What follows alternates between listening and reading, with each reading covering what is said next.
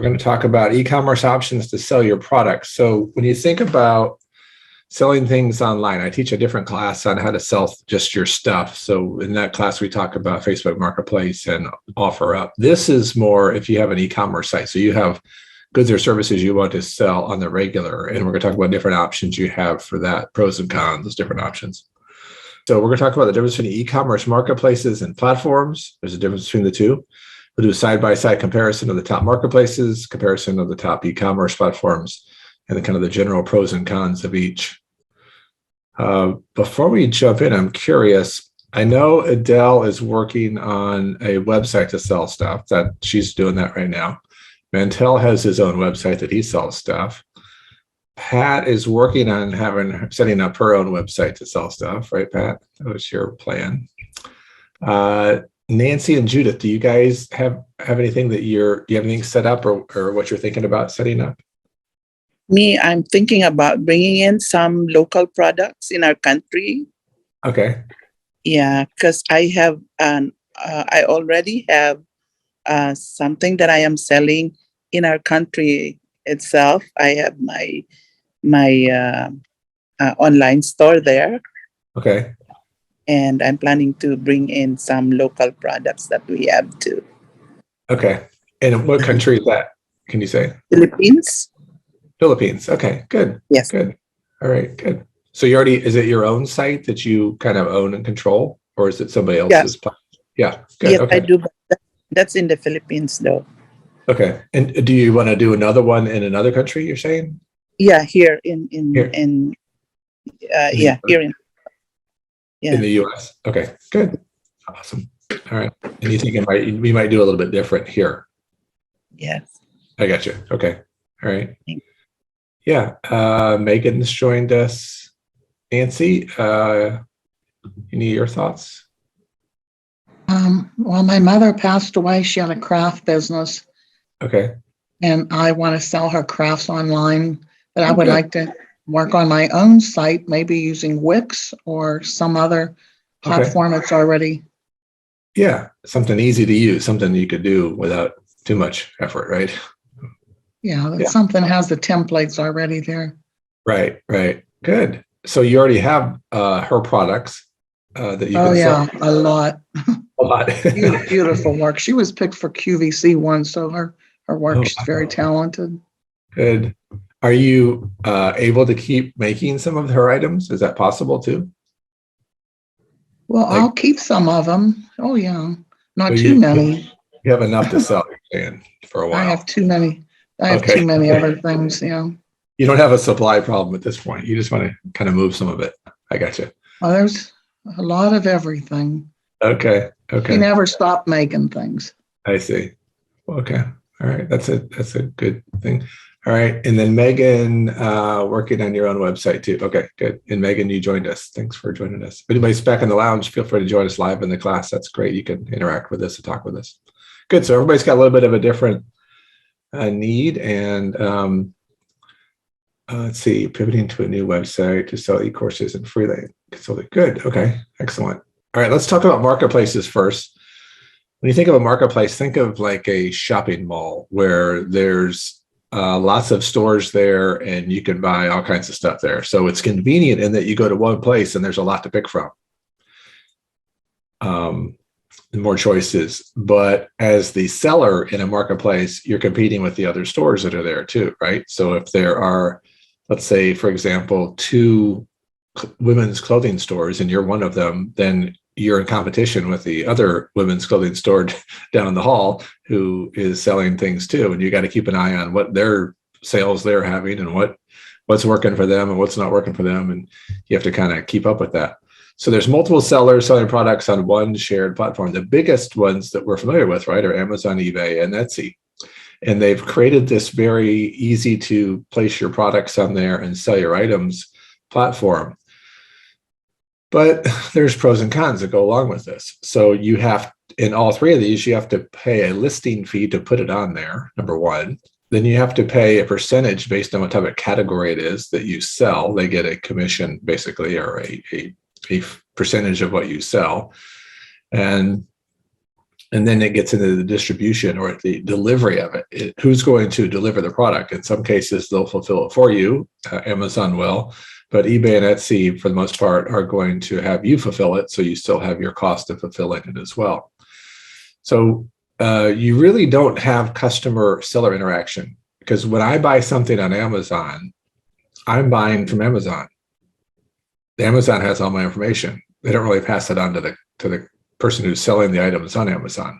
Amazon won't let the sellers market to the customers to come to their site. They only want them coming back to Amazon. Same with eBay and Etsy. You get thrown off of these platforms if you're marketing the people to go to your site, your own site. So they don't want that. They don't want you bringing it. You don't really acquire the customers. You're just selling stuff. So they're really good as a extra way to sell things. But as far as building customers and repeat customers, they're not so good at that, because you're in competition and the customer really belongs to the platform or the marketplace. So lots of competition. And, think about Etsy. Like, I know Pat does crocheting, and she makes items, right? And she's not the only one in the world that crochets, but hers are the best. I think she's the best crocheter. So anyway, if she was on Etsy, she would have her crocheted items on Etsy. And let's say she was successful at getting me to go to Etsy to go to her store. Well, while I'm there, I might search other crochet items. And now Pat's in competition with all the other crocheters on Etsy, because typically what I'm looking for is something that specific that I want, or especially in the case of Amazon, it's a race to the bottom for the price, right? Because when you go to Amazon, I want to show you, this is an interesting little exercise here. So let me pull up Amazon real quick. And if I go search for, let's go here and here. Okay, this is Amazon. And let's say I'm looking for, I don't know, they're recommending all kinds of things for me here. I don't know, let's look. I'm looking for a toaster. A what? Knit hats. Knit hats. Okay, a knit hat. All right, here's some knit hats. Okay, but I want you to see in the price range, all right, here's $6.19, $16, $17, 10. Here's a 29, North Face 29, 22 for Columbia, right? Okay, there's some options, right? How far down am I going to look? And oh, by the way, there are 7 pages of these knit hats, right? So if I'm selling these, if I'm one of these sellers, because Amazon doesn't care how many people try to sell knit hats. The more the merrier. They say, hey, that's fine. Somebody's going to buy something from you probably. It doesn't cost them anything. It's just more products they have to offer. So you're going through here and you're thinking, okay, wait a minute. Let's see. What is the difference between these things, right? I mean, there's some name brands. I guess you could get stuck in the name brand and do it. But I mean, this Columbia, even if you filter down, let's filter down to a brand. They don't have Columbia on there. There it is. Okay, Columbia. Okay, so here's our prices. All right, this one's 20. This one's 22. This one has 1-day delivery. This one has 1-day delivery. Which one am I going to buy? I'm going to save my $2. I'm going to go with the $20 one, right? Wait, this guy's 15. Is this the same? I don't know. It's close enough. So I'm going to take that one, right? Now these guys are lost out because somebody else undercut him on the price, because this guy was willing to squeeze his margin down and take it. So that's tough, right? It's tough to it's a race to the bottom. It says whoever prices lowest wins, but their margin goes to nothing and nobody else makes money either. So that's the challenge a little bit of that model there. Any questions on that? I mean, you got kind of the same thing happen on eBay and Etsy as well. Any comments or questions on that? All right, I want to also show you how the pricing works of this. So if you go back to Amazon, let me go to this. This is the Amazon pricing page here. So let's walk through this. There's a selling plan, a referral fee, fulfillment costs, and other costs. Okay, so the selling plan, let's do this. Okay, so you can do 99 cents per item, or if you're selling more than 40 a month, you can do the $40 and then do all that you want. Okay, but let's say it's $1, a minimum of $1 there. Okay. And obviously on the professional, you get a few more things here too, benefits to it. Then there's this referral fee, which is the amount that they take when you sell something. So it depends on what it is you're selling. So they have these different categories, and this is where it gets kind of complicated. From,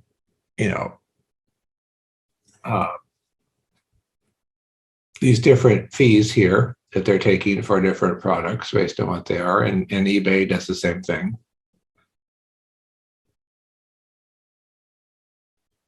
So it all depends on what it is. And then you get into fulfillment costs. Okay, this is how it is to get delivered. So FBA is fulfillment by Amazon. And then the FBA model, you ship your product to Amazon, they house it, and that allows them to do the 1 day to 3 day delivery. Well, in doing that, they charge you to store it and they charge you for the shipping. So that cuts into your margin again. Alternatively, you could ship it yourself. And on that, then you're probably not going to be in their 3 day fulfillment category. So that hurts you as a seller because you're competing against people who get fulfilled in 3 days. But you'd have to be able to send out the shipping for the items yourself. Okay. Their other fees are inventory fees if you have to store it, a refund, administrative fee. See, they take they take $5 or 20% of their referral fee. Because they want to discourage refunds. If you're fulfillment by Amazon, then there's some of those costs, inventory placement. And then if you ever have to say, I don't want to sell anymore, and you need to get your products back, shipped back to you, you got to pay for that too. So there's all kinds of shipping costs to go there. So for it to really work at Amazon, high volume, low margin, or high margin, no competition, which I don't know if that exists anymore, it would work. But if you're in the middle, you get caught up in the competition with everybody else, it gets tough to do well. People make money, but you got to have the right product at the right margin. Are any questions on that? This is eBay. eBay has what they call an insertion fee, which should be a listing fee. It is, you get 25 zero insertion fee listings. What else? Then basic fees for most category. Here is the percentages on most categories are almost 13%.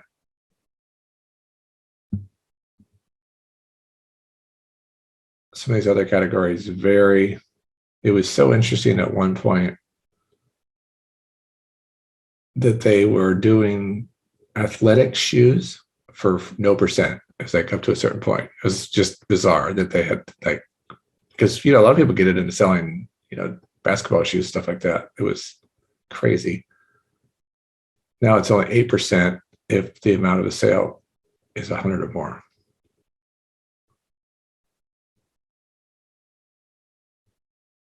And eBay does real estate and all kinds of other things. And then there's all these optional add-ons. Like if you want a bold listing or a gallery plus or multiple categories, subtitles, you get nickel and dime with all kinds of listing add-ons.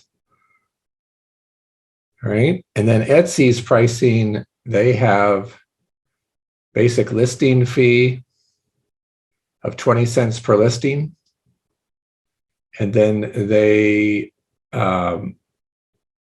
have a transaction fee of 6.5%. This just went up recently, a couple of percentages, and it caused quite a bit of noise at Etsy. 6.5%. All right. So that's how those work. Those are the marketplace platforms. Any questions on that? I'll send you those links and you can look at that if you want. Let's see this. They used to have this little calculator on the Amazon site, but last time I taught this, I looked for it. I couldn't find it. They changed it to a very complicated calendar. Yeah, don't see it. Okay. All right. So that's marketplace. The other option is what we call an e-commerce platform. A platform, you have control over your content. This would be your own website. Now, you might use a WordPress website or Shopify and Wix, Squarespace. Those are all good ones. Somebody mentioned Wix earlier. But it's basically you're paying for hosting on a website, but it's your website with your own URL or domain name. So you can control the color, the branding, the awareness, promotions, discounts. You're in full control. It's your site. And when somebody buys from you on it, they can see your catalog of items or services. They can select it. They can pay for it. You get the money right into your account. You know exactly who the customer is. You can market, remarket, upsell, whatever you want to do with the customer because they're your customers. You get to continue to interact with them, build a customer database out of it. Okay. They can follow you, then keep up with it. You're in full control of it. Now, what's the advantage of this? You're in control of it. You don't have any competition. When they get to your site, when you successfully get to your site, there's no competition. There's just your stuff. What's the downside? You have to get them to your site. How are they going to find you, right? You have to promote it somehow so that they find you in the world of millions of websites. But what's getting easier and easier is through social media platforms, right? If you are out there in a social media platform that your audience is on, Facebook and Instagram, TikTok, Snapchat, something like that, and you're putting pretty consistent content out there and you're driving them back to your website, now they have a way to click on the link, go to your website and buy your stuff. So that's gotten easier and easier. You can organically do that. You can pay for ads on those platforms and drive people to it if you wanted to. But that's the big difference.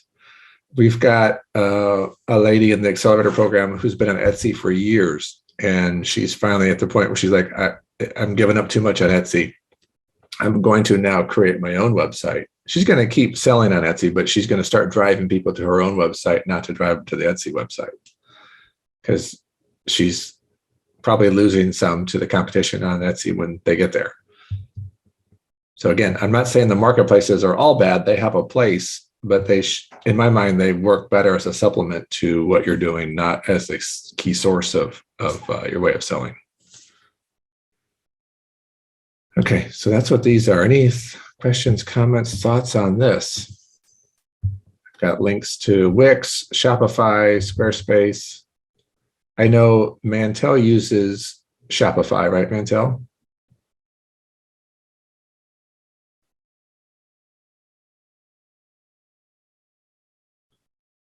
Mantel does, yes. I've been using WordPress sites for a long time. Let me go to Squarespace. Let me show you the pricing on this. What's the best one for a beginner? So that's kind of the big question, right? Is what's the best one for the beginner? So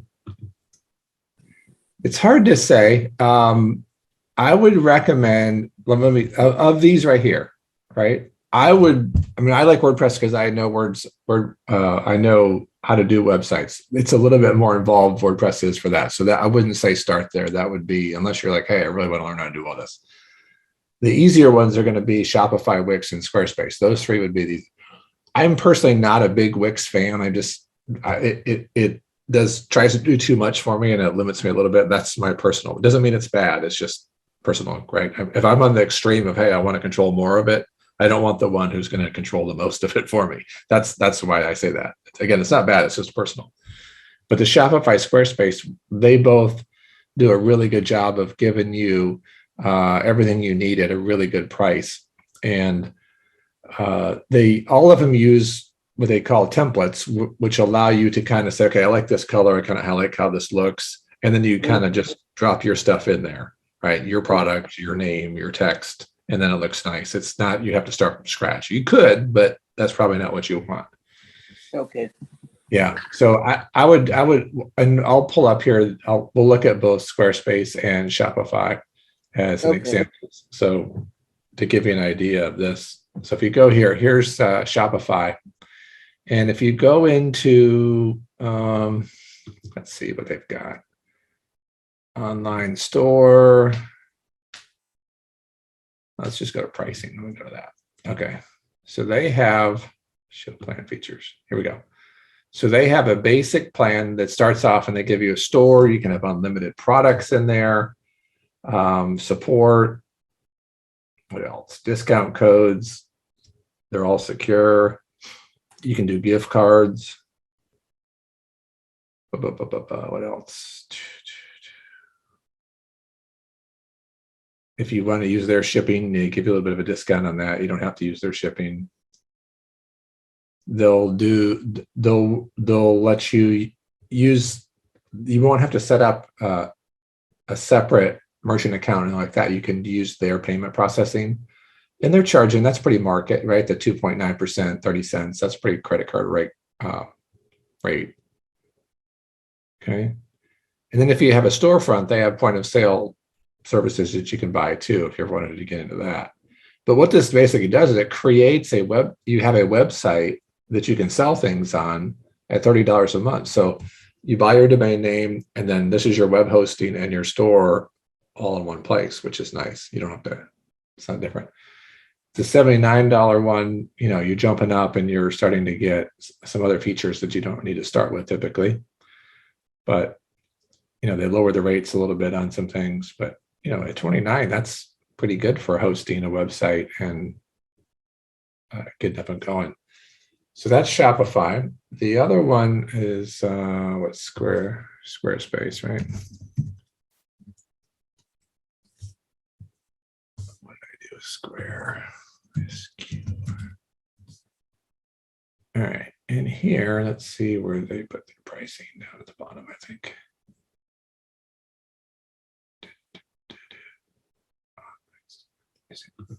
Okay, all right, so here they've got a $14 a month one and a $23 one. They'll give you a domain name too, probably for the first year, so you don't have to pay for that. It's secure as well. What else down here?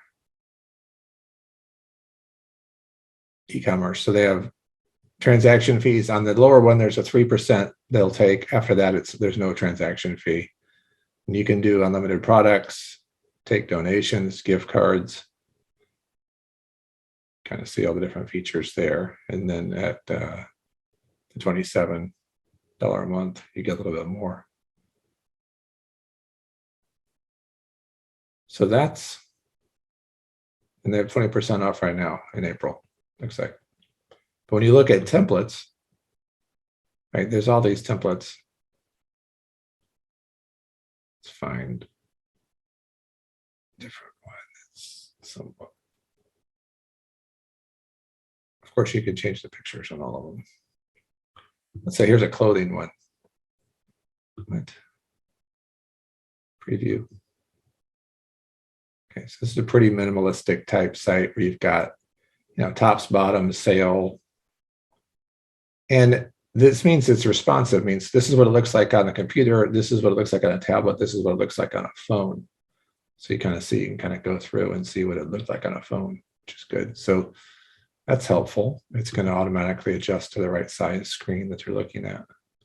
If you wanted to look at, let's say, this top right here, it opens up, you've got the price, description, you can pick their size, how many, add it to their cart.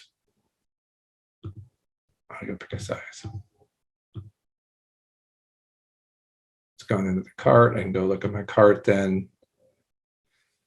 It's in the cart. I can say, oh, I really want 2 of them. It updates the cart. I can hit checkout and walks you through the buying process of how you want to pay for it. So that's what e-commerce allows you to do, all of that in there. Okay. Any questions on those? That was Squarespace, Shopify. I didn't show you Wix and WordPress, but those are other options. Wix would probably be the easiest, but Shopify, Squarespace, very much in the same category, and then WordPress would be give you the most flexibility and freedom, but it takes the most. You got to learn the most. Any questions? What would be your opinion on Facebook Marketplace? Well, yeah. So Facebook Marketplace, you can put things there. I mean, that's free, right? Facebook Marketplace is free. You can list items out there for free, and you get to keep all that money yourself. And it's good for local stuff. I mean, Facebook tries to offer you shipping. You could, depending on what your item it is, you could handle the shipping yourself as well if you wanted to. People do that. I think Facebook Marketplace does more at the local level than it does new items that are being sold. I typically don't go to Facebook Marketplace to look for new items to buy. I would look to buy something used there. Although people sell new items, because it's free, it's not bad. The list there. What would the item be, Megan? What would the item be that you were thinking of?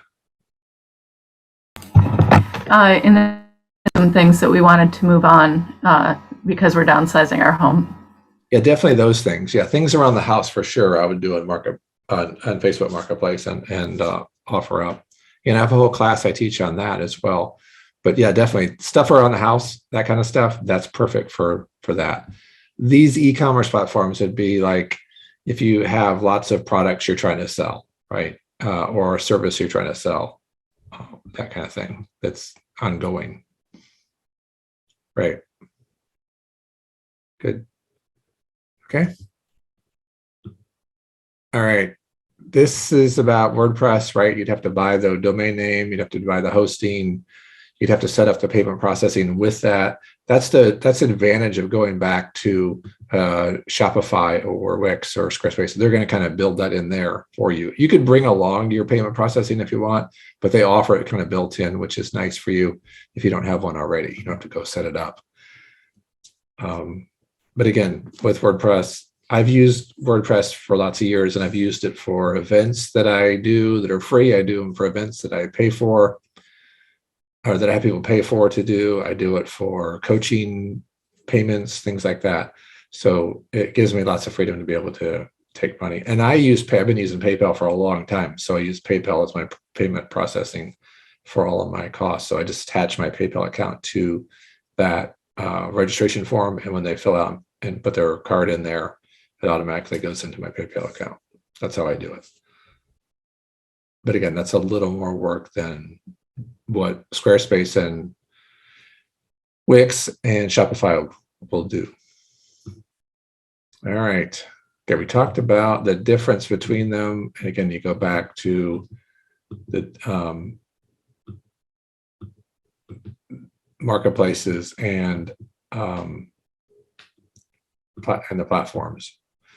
So what do you think is the best fit for what you guys are doing? Again, I know Mantel's using Shopify. He's got his own there. Adele, you're doing your own website, right? You're going to probably stick with that. Is that correct?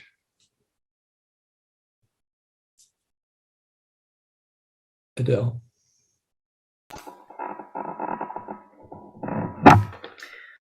Courses, I was thinking of using LearnDash and BuddyBoss. Do you know anything about them on a WordPress base? I've heard of them. Yeah, I've heard of them. What drew you to those? What's the functionality you're looking for from them? The actual platform for the e-courses. Okay, all right. Yeah, so to hold the content and to allow people to progress through it. Right. Okay, so that's an interesting thing. So Megan's talking about classes and content, right? That's another thing you can sell. So that requires its own special platform. It's not like you just sell a piece of clothing or an item and it's done. You want them to pay for it, and then you have to deliver some content trickled out over time as they progress through it, and then monitor the progress so they get it that way. Or there's digital assets that you want them to get, that kind of thing. So there's many platforms out there that help with that.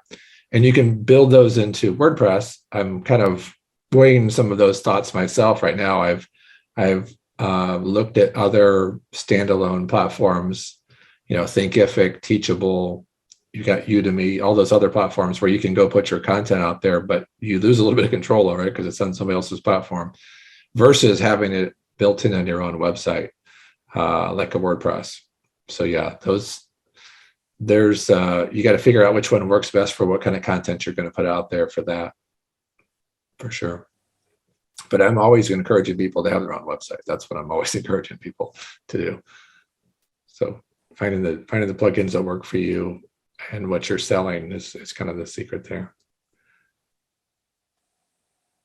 Hey, Adele. Hey, sorry, my whole computer system is just weird today. Okay. So No I worries. lost it for a while. But yeah, I'm using WordPress and WooCommerce, Right. and I'm thinking about a Facebook shop. Right. Yeah. Yeah. Facebook allows you to put products on there now as well.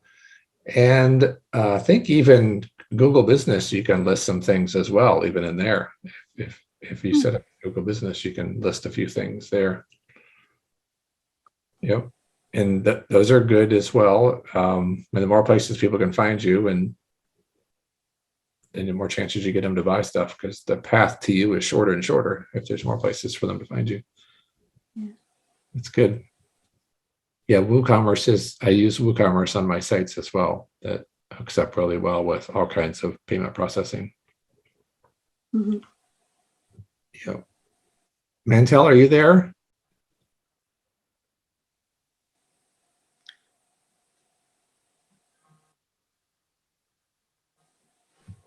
All right.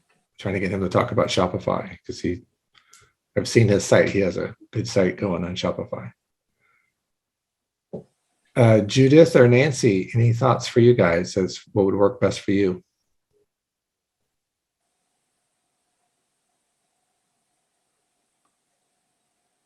Judith or Nancy?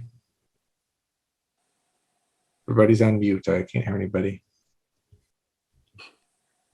Let's see if I can prompt people to come off mute. Let's see. Nobody? All right. Other questions? Oh, Nancy, I see you. Oh, you're back. You guys are there. Yeah, I've been here. Right. Big user. It's Yeah. the experience is intuitive. It goes. Are you get any ideas or thoughts of what would work for you? Judith or Nancy? It's between, Go ahead, Nancy. it's between WordPress and Wix. Okay. Okay. Have you tried both of them or either of them yet? Yeah, I messed with Wix. And I just thought maybe I'd try WordPress because it seems like that's what everybody's been using. I'm just worried about making sure, like the search optimization. I just want to make sure that they can find it after I go through the trouble of making it. Mm-hmm. Yeah, I mean, I have kind of a funny view on search engine optimization. I mean, you obviously want to do as much as you can under your control. I'm not a big fan of paying people to do search engine optimization because they tend to overpromise, underdeliver, and charge you too much money. But there's little things you can do to kind of get seen and be found. I mean, obviously the best way to grow anything is organic, word of mouth, having satisfied customers tell other people. That's the best way to do it. And using your social media to drive people to your site, so they're not just Googling it, but they're actually coming to it from Facebook or Instagram, Twitter, wherever you are. You can drive them to your site that way. That's a good way to do it. Or emails that you send out, or links that you put into blog posts or things like that.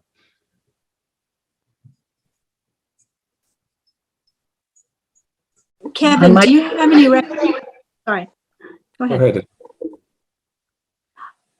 Do you have any recommendations? I don't have a big social media following. I've got only about 100 people.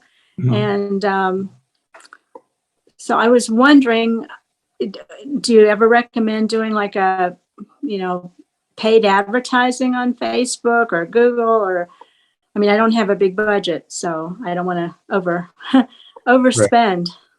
Yeah, I would play around a little bit with some Facebook ads. just because you can do it pretty low cost, you can, set what your budget is.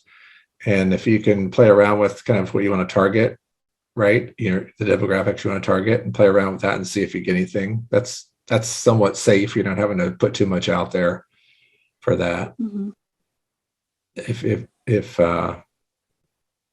I'd probably play with that a little bit.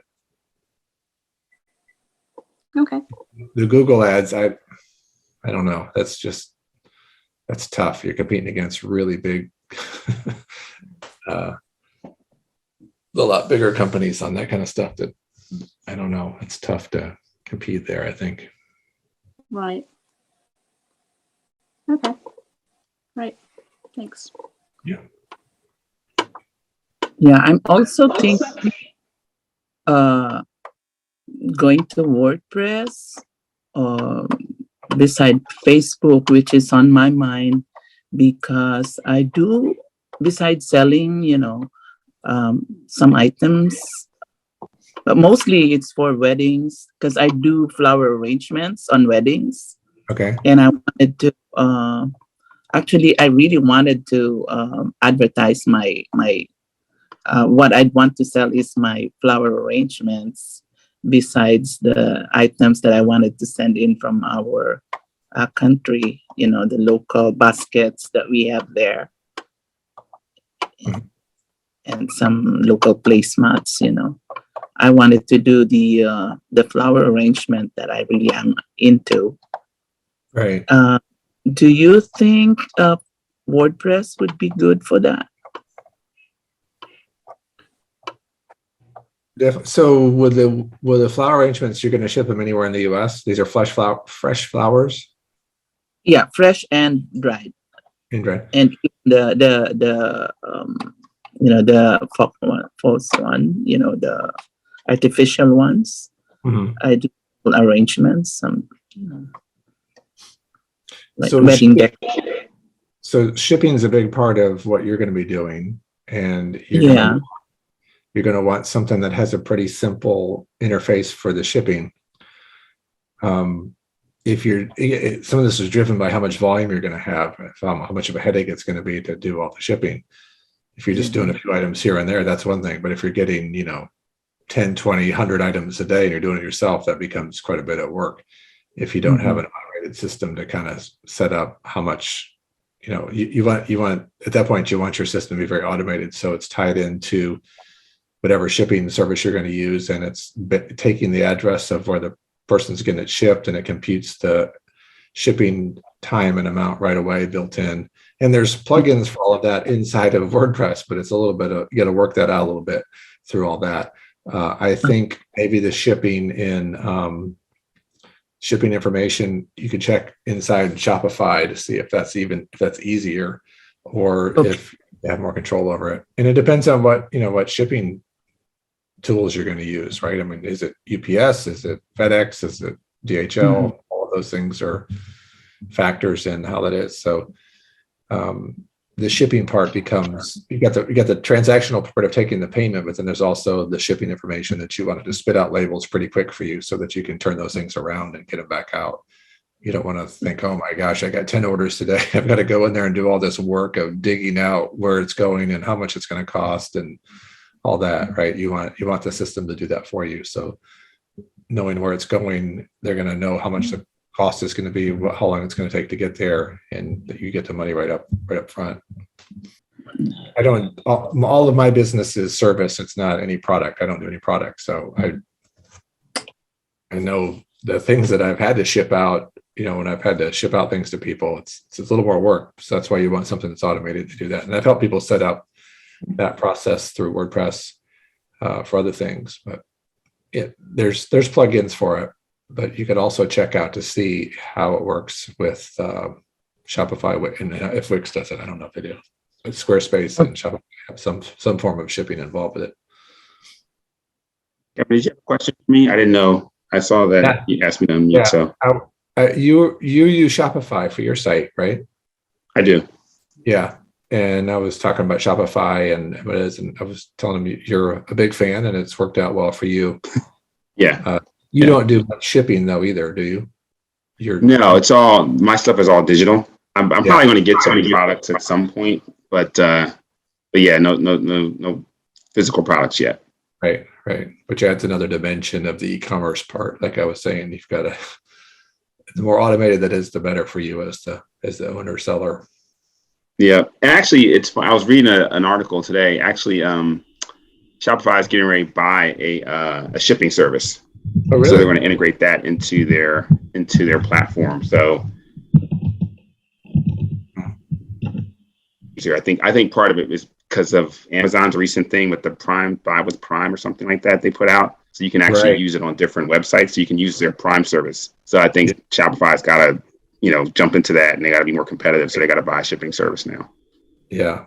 If Amazon didn't have enough of the market, they're saying, hey, I now know.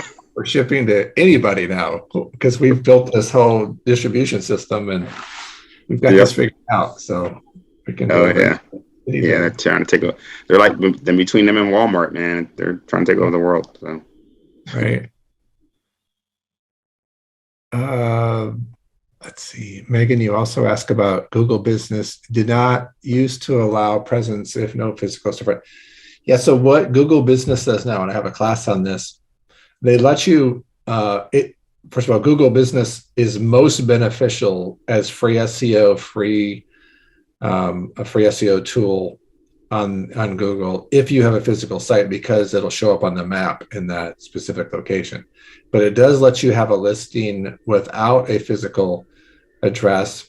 You have to provide one for verification, but they don't have to share that physical address. But you can now put in there what areas you serve, and it will show up in those areas. So we've got a somebody in the accelerator program. She serves North America. So when you see the map of where she serves, it's the whole lower 48, and then it like goes all the way up to Alaska. Kind of a funny looking. Cool. Yeah. So I tried to set it up twice, and both times it was deleted after I set everything up because I didn't have a physical location people could visit me at. Yeah. Was that a while? How recent was that you did? It was a while back. That was pre-COVID. Okay. I got so pissed off because I put a lot of time into getting everything set up, and then they just deleted it. It's like, oh, you don't have a physical location people can visit you at, so you're gone. Right. Yeah, they finally made the change because so many people have virtual offices now, right? Like there's a lot we don't really have to have a physical place, right? Okay. I'll look into it again. Thanks. Yes. Mantel put his URL in there, evolve50.com. It's a real good looking site. We talked about templates. Mantel, was yours a paid template or a free template? It was a paid template. Okay. So they have different levels of templates, and you can, find the one you like, and they're affordable. It's not crazy money, but the paid ones give you a little bit more. Yeah, there's more functionality, but I mean, you can get away with, to your point, you can get away with not buying anything and you still can be okay. So right.